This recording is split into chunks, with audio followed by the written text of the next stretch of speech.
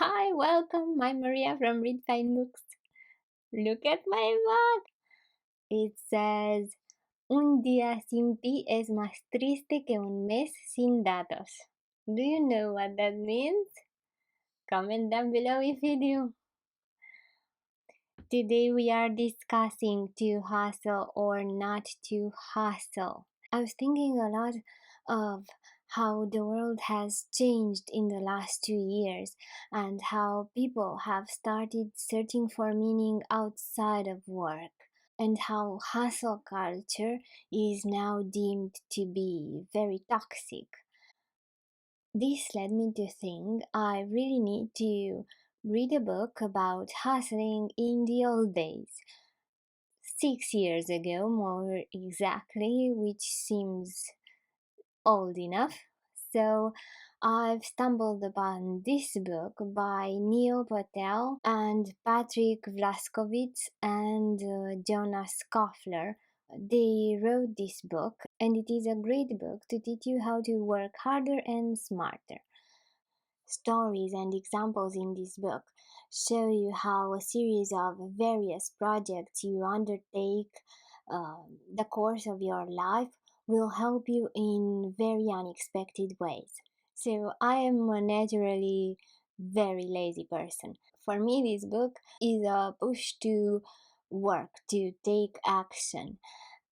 My key takeaways from Hustle are one, that risk is inevitable, failure is inevitable, which means that small projects are the ideal way to experiment and trick your brain into doing stuff and take risks and even potentially fail without nothing being too overwhelming.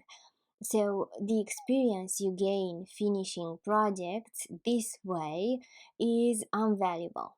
The second key idea that I took from this book is that small risks strengthen us. If you face no pain in what you're experimenting with, you have no growth. You should actually aim for a small dose of pain every day. And the third thing that stood out to me is the idea of start doing what you want 10 minutes a day. Doing, that is the key thing. Start doing for a limited small amount of time. Just do, no judgment, no thought, just take action.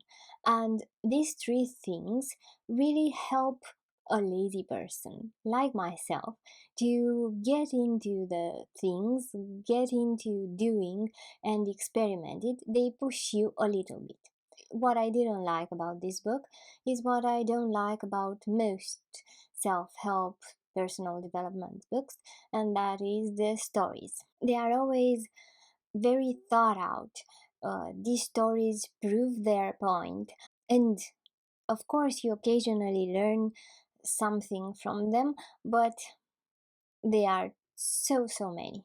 And the point they make is often so clear without um, the stories being actually necessary. And if you don't believe me, I dare you to read the summary I put up on my blog, chapter by chapter of this book, and see if you don't get the main point of this book without the stories. I dare you. See if you miss them. However, other than that, I can actually say the title is accurate. This book, Hustle, claims the way to find meaning as well as money is through hustling. It defines hustle very loosely, though. Hustling here becomes every activity, even those unpaid things you volunteer for on the weekends. Those are opportunities to network or learn something new you can use and can help you as much as paid hustles.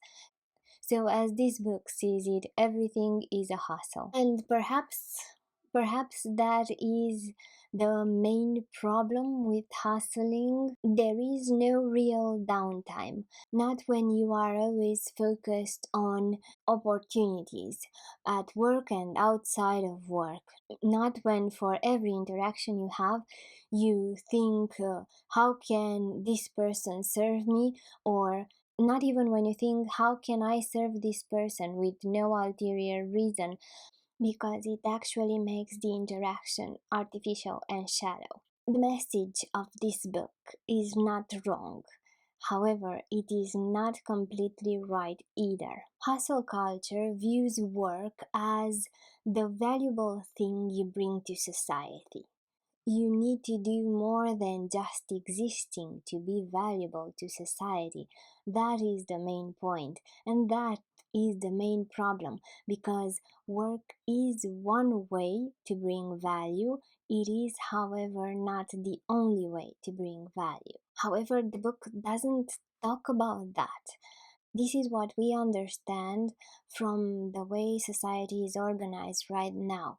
This book and the idea of hustle culture is just a way of living, not the only way. So, does it have benefits? Yes, of course it does. Hustling, as shown in this book, means taking action, and I'm all for that.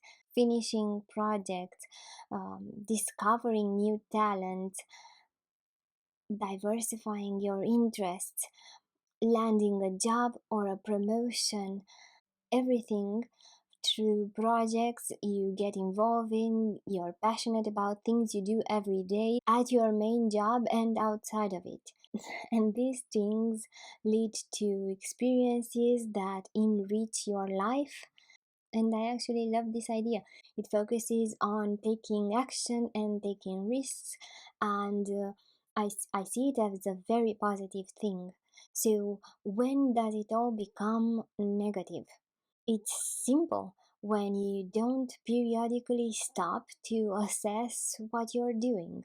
The infinite hustle idea should create uh, the mindset of a lifetime learner, but instead it created the mindset of a forever worker, a lifetime of disappointment, a feeling that whatever you do is never enough.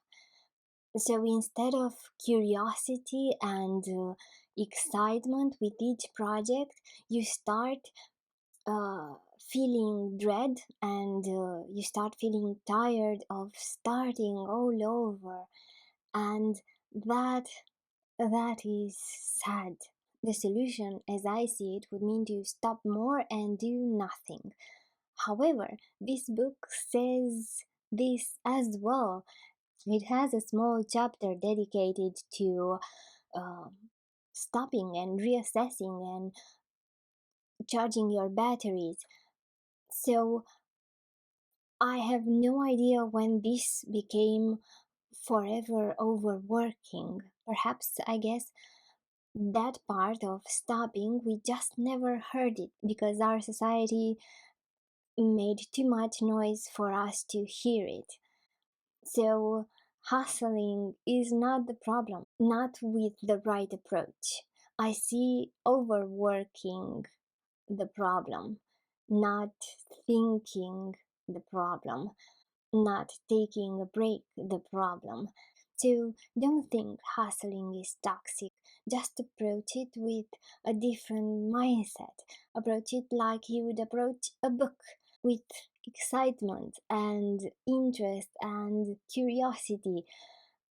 Immerse completely in your book, in your project, in your hustle, and then come out for air and think a lot about what you learned.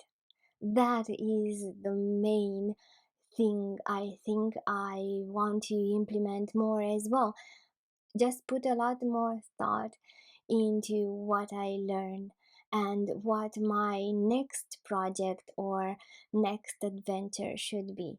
The part of lessons learned is key to not becoming overworked, not becoming stressed, I think. So, this is what I urge you to do as well. Reflect more. I'm Maria from Read Fine Books. Thank you so much for watching.